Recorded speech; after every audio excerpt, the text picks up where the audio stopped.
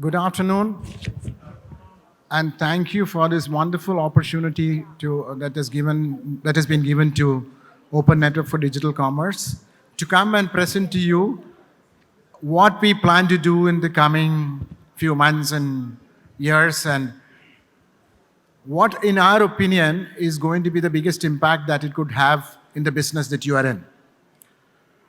Now, my life has been made a lot easy by Nandan's speech.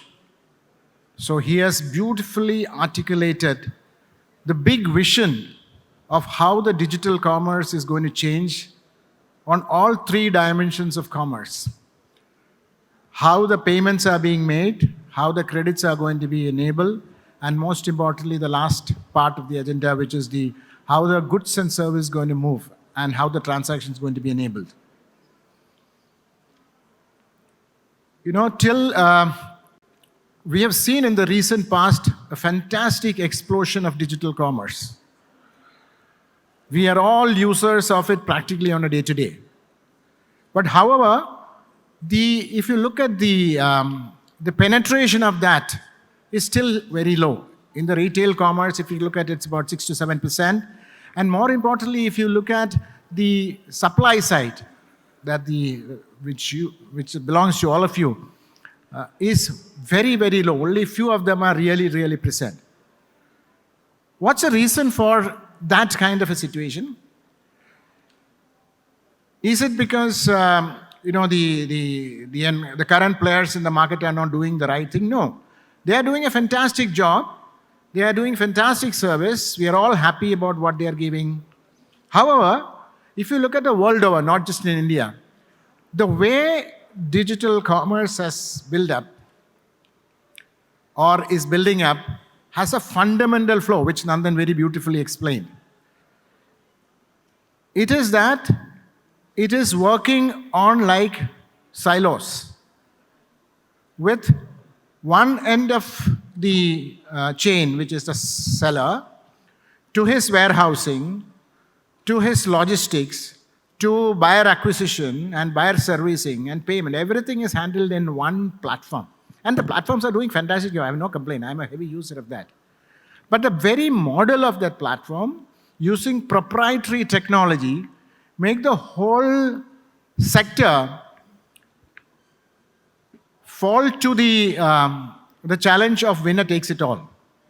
What does it mean? It means that it is going to be eventually the network effect. Many of your economic background people, the network effect on a closed loop network will ensure that only few people can survive. It is going to be a heavily concentrated market, and that is going to be the reality. And what does it mean? It means that how does it not help all of us? Of course, that large concentrated market can service a large number of people. How about from 7%, if you want to make to 70%? Are we in a situation where it can be maintained by 2 or 3 companies?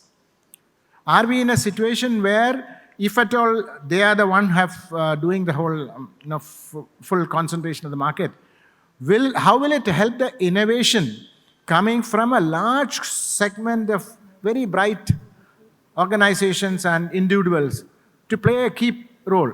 If I have a fantastic innovation of, let's say, logistics, or if I have I want to develop a very beautiful seller-side platform for, let's say, Kanchipuram silks. There's no point, because if I make such a product, unless I am able to become a part of the large network, I have no visibility. So it means that the market by design will become concentrated and discourage innovation and specialization. And as you would have all heard Nandan saying, that a democratization by unbundling the components of trade and giving the unbundled components a common language, a common protocol to talk to each other. The story just changed. The opportunities just explode.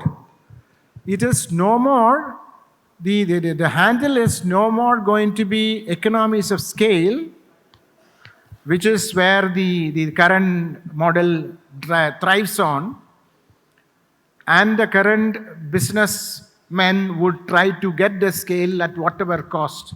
Because once you get the scale, then you are there. Nobody can unsettle you. But in a democratic marketplace, what is going to drive is going to be the specialization and innovation of component makers. So the component makers are going to be like, they are going to make building blocks like Lego blocks, which based on the, each block will have its own unique shape, but they can all connect together, giving the opportunity for the businessmen to come out with interesting business model, each of them having a decent amount of market potential. So that is the idea of open network for digital commerce. Has it been done anywhere in the world? The answer is no. But how do we feel confidence? But India, in the last few years, if you have heard Nandan, you would have concluded, that has proven to the world that we can be pioneers, not just copy-paste followers. What we have demonstrated in UPI is that. What we have demonstrated in UID is that. And that is giving me a lot more confidence that ONDC can win. And that is the challenge that you are working on. So last year when Ministry of Commerce put together a expert committee of an advisory council with people like Nandan and R.S. Sharma and Dilip Vasbe and Suresh Shetty and so on and so forth, we sat together and said, let's try to, this is a fantastic idea, don't wait for, let's get moving. And let's have a startup mindset, not like a government department. And immediately they have asked a project team to be incubated under Quality Council of India, which is independent society working under Ministry of Commerce, brought in professional people and told them, get moving with the project. So we took up this project in parallel. One is to get moving with the project. At the same time, where the project be housed? We said it cannot be a government department or something. It has to be an independent entity with a focus, flexibility and agility to react. It has to be a private company. And it cannot be funded by the government. And because finally the beneficiaries are going to be us, the private entities, the people who build business on the foundation that it will build. And we, on one side, as I said, parallel track, we went about getting the protocol up and running.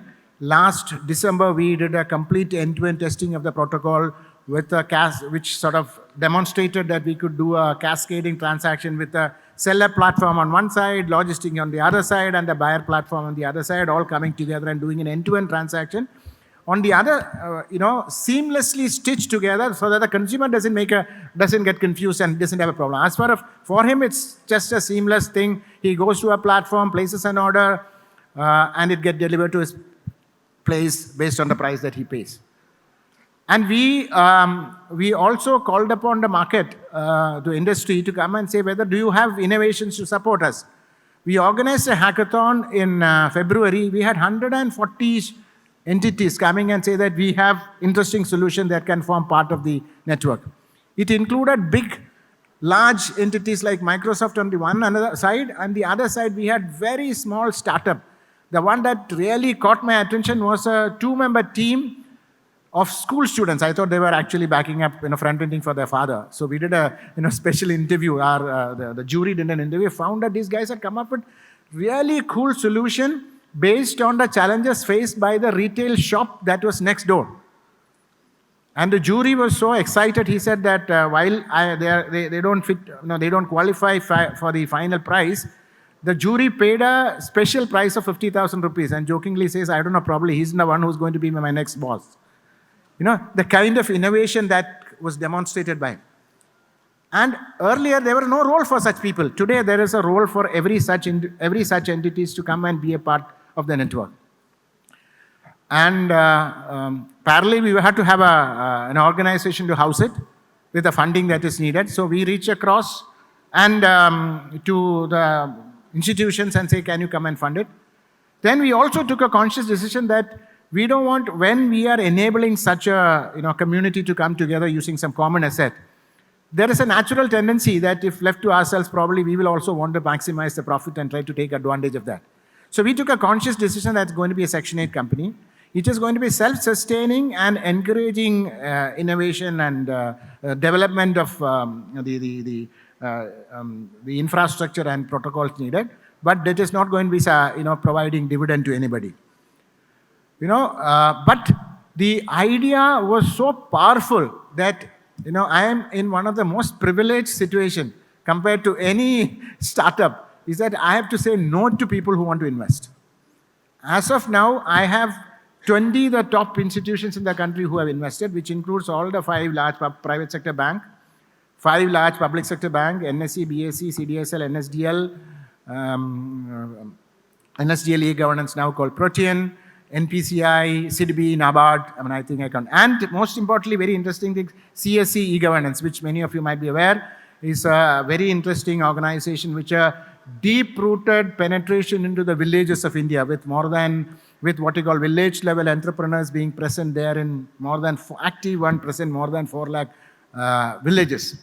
And they said they are going to be, as you would have heard Nandan also saying, not just that they are invested, they said they are going to enable all this 4 lakh village-level entrepreneur CSEs going to be a place where they can expose the villagers to digital commerce and what the industry as a whole can offer to them. Look at the transformational potential.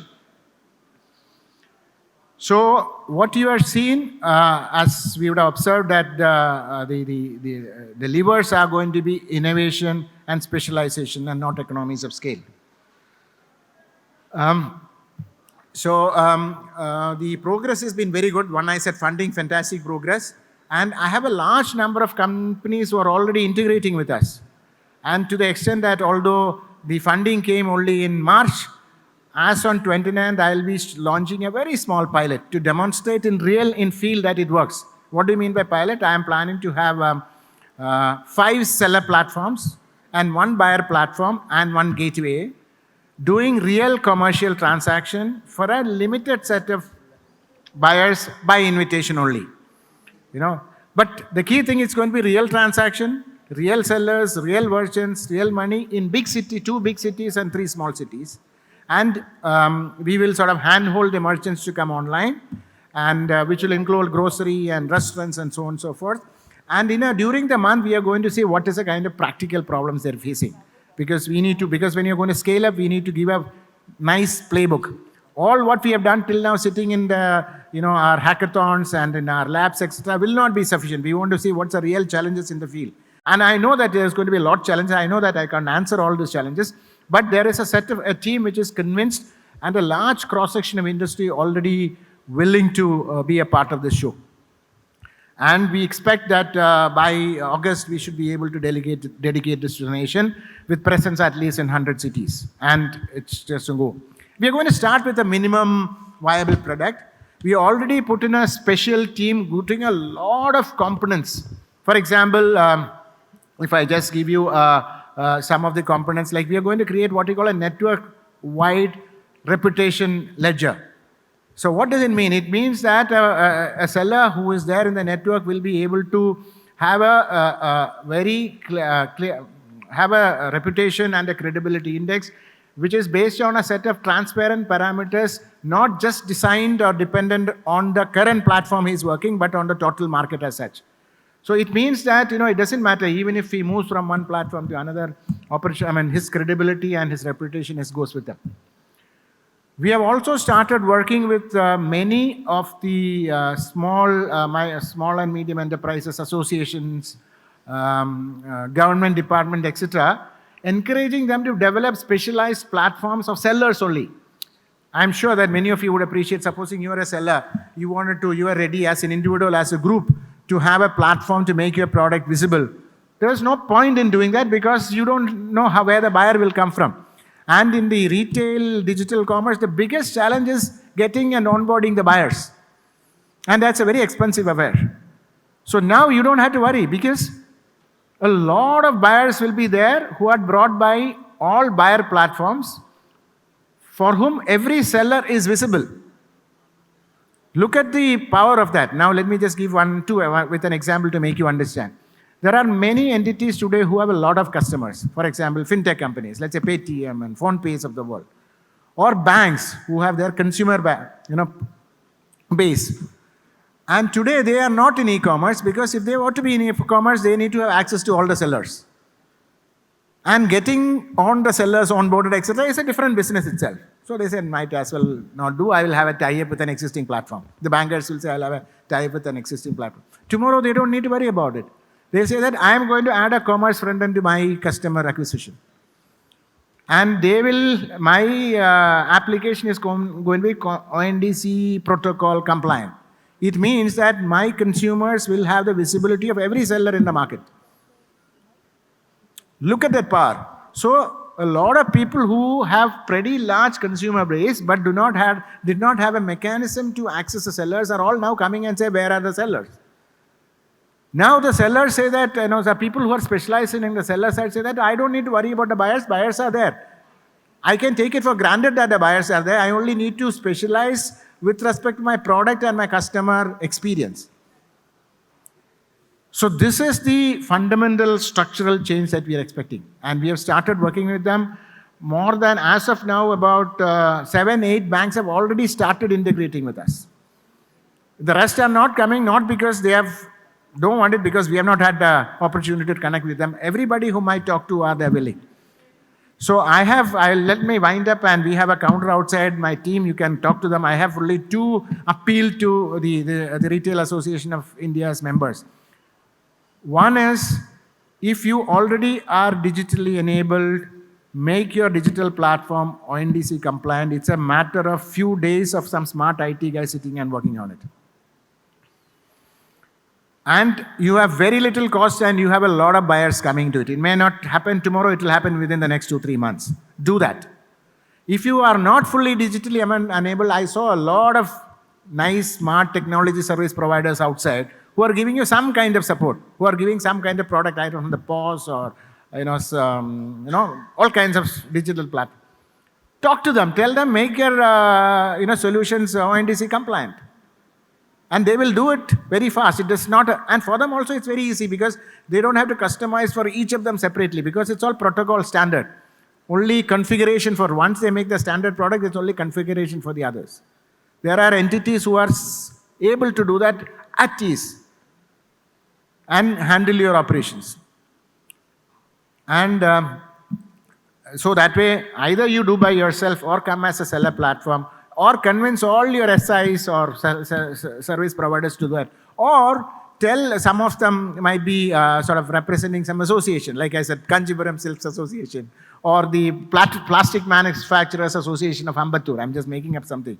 It makes sense them to come together and develop a very focused solution for them, which will collectively help them to manage their data for their empowerment, not for the empowerment of the intermediary, using AI and machine learning to give them enough analysis and trends to improve their business without paying a heavy premium to the intermediary, who today is enjoying all the data and monetization of that. But then it becomes your power. Now, these are the 3 messages I want to leave. I think I'm already overdoing my time. Thanks a lot once again to Retail Association of India and giving this opportunity to be in the summit. And I hope that all of you will become part of my community. I have no hidden agenda. I have only the agenda of yours in mind. Thank you.